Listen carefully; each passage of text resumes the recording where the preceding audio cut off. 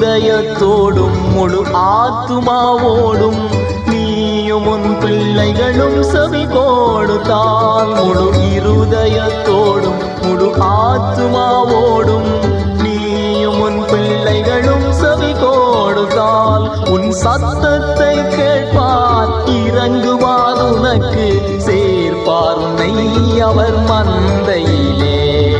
யோர்தானை கடக்கும் விஸ்வாசியே, நீ தேவனின் சத்தத்தை கேட்பாயோ?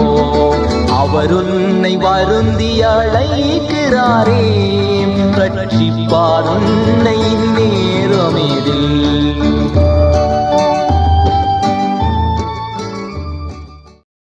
கர்த்தருக்குள் அன்பானவர்களே, அனுதினமும் கிறிஸ்துவுடன் தியான வேலைக்கு உங்களை அன்புடன் அழைக்கிறோம்.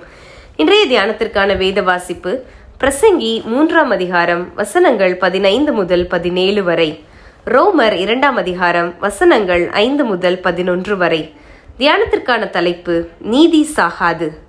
சகல எண்ணங்களையும் சகல செய்கைகளையும் நியாயம் தீர்க்கும் காலம் இனி இருக்கிறபடியால். பிரசங்கி 3:17. நமது கண்கள் காணவே அநியாயம் செய்தவன் தப்பி பிழைக்கிறான். கொள்ளைக்காரன் சமூகத்திலே பெரியவனாய் வாழ்கிறான். கொலைகாரன் சாட்சிகளின் சாதுரியத்தால் விடுதலையாகிறான். அதே சமயம் அப்பாவி சட்டத்தின் முன் குற்றவாளியாகிறான். இருட்டிலே கொலை செய்யப்படுகிறான். மொத்தத்தில் நீதி விளங்க வேண்டிய இடத்திலே அநீதி துள்ளி குதிக்கிறது. இன்று நாம் எழுப்பும் இதே கேள்விகளைத்தான் அன்று சாலமோனும் எழுப்பினார். தேவ பிள்ளையே, உங்கள் மனதிலும் இன்று இப்படியான கேள்விகள் எழும்பிக் கொண்டிருக்கலாம். உங்களுக்கு மிகவும் அருமையானவர்கள் அநீதியின் கைகளில் அகப்பட்டு சட்டத்தாலேயே தண்டிக்கப்படலாம். இதனால் நீங்கள் வெறுப்படைந்து நீதி செத்துவிட்டது என்று புலம்பலாம். ஆம், தேவன் ஆளுகை செய்யும் இவ்வுலகிலே இத்தனை அநீதிகள் நடக்கலாமா? அநீதியும் அக்கிரமமும் பெருகி இருக்கும் இக்காலத்திலே தேவனுடைய திட்டங்களும் காலங்களும் சரியாக நேர்த்தியாக இருக்க முடியுமா? முடியும். ஒரு காரியத்தை நாம் சிந்திக்க வேண்டும். அநியாயமும் அக்கிரமும் தேவனுடைய அநாதி திட்டத்தின் பரிபூரணத்தை ஒருவேளை மறைத்து வைத்திருக்கலாம். ஆனால் அதன் நிறைவேறுதலை எதனாலும் தடுக்கவே முடியாது. தேவனுடைய நாள் ஒன்று உண்டு. அன்று தேவ நீதி விளங்கும். அதை யாராலும் சகித்து கொள்ள முடியாது. தன் சுய வழிதான் நீதி என்றிருக்கும் சன்மார்க்கனும் தேவனே இல்லை என்கின்ற துன்மார்க்கனும் அழிந்து போவதை அந்த நாளில் யாராலும் தடுக்க முடியாது. பிரியமானவர்களே, தேவன் நம்மீது வைத்திருக்கும் ஒரே நோக்கம் நாம் நித்தியத்தில் அவரோடே வாழ வேண்டும் என்பதுதான்.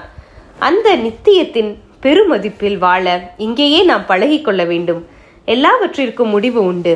தேவனுடைய கால நேரங்கள் நமக்கு தெரியாததினாலே நாம் எதையும் நியாயம் தீர்க்கக்கூடாது.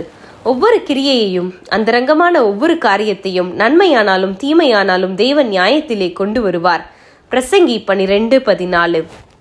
சாலமோன் 3000 வருடங்களுக்கு முன்னரே இதை கண்டறிந்து கொண்டார் என்றால் இன்று நாம் ஏன் தைரியத்தை இழக்க வேண்டும்? தேவன் பட்சபாதமின்றி யாவரையும் நியாயத்திலே நிறுத்துவார். ஆகையால் அநியாயத்தின் மத்தியிலும் நியாயாதிபதியான தேவனையே பற்றி கொண்டு அவருடைய நாளுக்காக காத்திருப்பதோடு பொறுமையோடு நித்தியத்தின் வெளிச்சத்திலே வாழ நம்மை அவரிடம் ஒப்புக் கொடுப்போமாக. ஜெபம் செய்வோமா? ஆண்டவரே, நீர் நீதியுள்ள நியாயாதிபதி. சகல எண்ணங்களையும் செய்கைகளையும் நியாயம் தீர்க்கும் நாளுக்காக காத்திருக்கும் நாங்கள் உம்மை மட்டுமே பற்றி வாழ எங்களை ஒப்புவிக்கிறோம். ஆமேன்.